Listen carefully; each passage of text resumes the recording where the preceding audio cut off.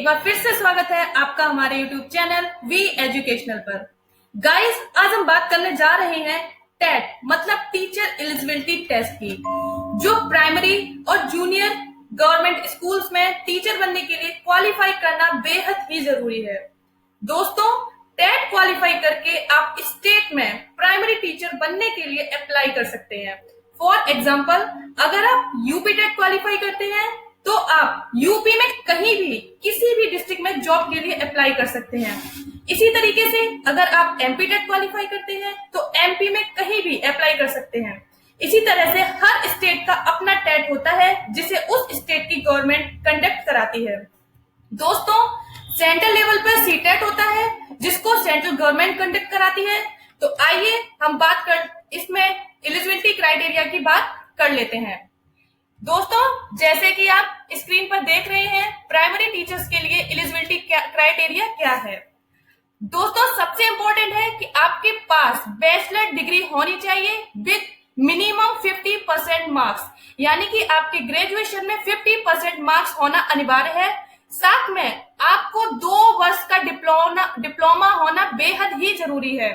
Diploma में काफी सारे डिप्लोमा है टीचिंग के, उनमें से कुछ डिप्लोमा इस तरीके के हैं: उर्दू स्पेशल ट्रेनिंग या डीएड या बीटीसी, जिसका नाम बदल के उसको डीएलएड कर दिया गया है, या सीटी नर्सरी या एनटीटी या स्पेशल बीटीसी ट्रेनिंग। इनमें से किसी भी एक का डिप्लोमा होना बेहद ही जरूरी है अगर आपको प्राइमरी टीचर्स के लिए अप्लाई करना है। दोस्तों, अब हम यहाँ अपर प्राइमरी यानी कि जूनियर लेवल के स्कूल्स की एलिजिबिलिटी क्राइटेरिया की बात कर लेते हैं। इसमें भी आपको बैचलर डिग्री होना अनिवार्य है। साथ में आपके पास 2 वर्ष का डिप्लोमा होना चाहिए, बीटीसी या बीएड, या कुछ स्टेट 10+2 के बाद इंटीग्रेटेड कोर्स कराती है जो 4 इयर्स का होता है, जिसमें आपका ग्रेजुएशन और डिप्लोमा मिक्स होता है। तो आपके पास ये एलिजिबिलिटी क्राइटेरिया होना चाहिए। दोस्तों, अब हम एज क्राइटेरिया की बात करते हैं कि अप्लाई करने के लिए आपके पास क्या एज है। जो जनरल कैटेगरी के स्टूडेंट होते हैं उनकी एज 18 से 35 वर्ष के बीच होनी चाहिए, यानी कि 18 से 35 आयु के बीच के जो स्टूडेंट्स हैं वो इसके लिए अप्लाई कर सकते हैं। साथ में जो अदर कैटेगरीज है उसमें एज रिलैक्सेशन मिल जाता है, जिसमें ओबीसी के लिए 3 साल का, एससी एसटी के लिए 5 साल का और पीडब्ल्यूडी के लिए 10 साल का एज रिलैक्सेशन मिलता है। दोस्तों, अब हम बात करते हैं इसके एग्जाम पैटर्न की। तो टेट जो होता है, 2 तरीके का टेट होता है। टेट के 2 पेपर होते हैं, एक होता है पेपर फर्स्ट और दूसरा होता है पेपर सेकंड। अगर आप प्राइमरी लेवल के लिए अप्लाई करना चाहते हैं तो आपको केवल पेपर फर्स्ट देना होता है, और अगर आप जूनियर लेवल के लिए अप्लाई करना चाहते हैं तो आपको केवल पेपर सेकंड देना होता है। आप दोनों पेपर भी दे सकते हैं, वो आपके ऊपर डिपेंड करता है कि आप दोनों देना चाह रहे हैं या एक देना चाह रहे हैं। दोस्तों, अब हम जब पेपर की बात कर रहे हैं तो हम कुछ और इम्पोर्टेंट पॉइंट्स की बात कर लेते हैं।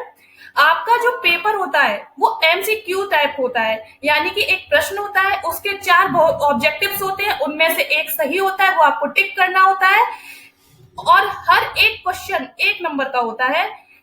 सबसे बेहतर बात है इस टेट एग्जामिनेशन की कि इसमें नो निगेटिव मार्किंग, यानी कि कोई भी निगेटिव मार्किंग नहीं है। दोनों जो पेपर्स होता है वो पेपर 2.5 घंटे का होता है, यानी कि 150 मिनट। एग्जाम की जो नेचर है वो क्वालिफाइंग है, केवल एग्जाम क्वालिफाई करना इंपॉर्टेंट है। एग्जाम की कोई मेरिट लिस्ट नहीं बनती है। एक बार पास कर लेने पर इस एग्जाम को अगर आप एक बार क्वालिफाई कर लेते हैं तो वो 5 साल के लिए वैलिड रहता है। दोस्तों, अब हम जरा पेपर पैटर्न की बात करते हैं। जैसा कि आप स्क्रीन पर देख रहे हैं, ये प्राइमरी लेवल के पेपर पैटर्न है, यानी कि पेपर फर्स्ट यानी कि प्राइमरी लेवल के लिए ये पेपर पैटर्न दिखाई दे रहा है। दोस्तों, इसमें 5 सब्जेक्ट आते हैं, जिसमें से ये चाइल्ड डेवलपमेंट है। इसमें 30 क्वेश्चन आते हैं और हर क्वेश्चन जो होता है वो 1 नंबर का होता है, यानी कि पूरा पेपर 30 नंबर का होता है।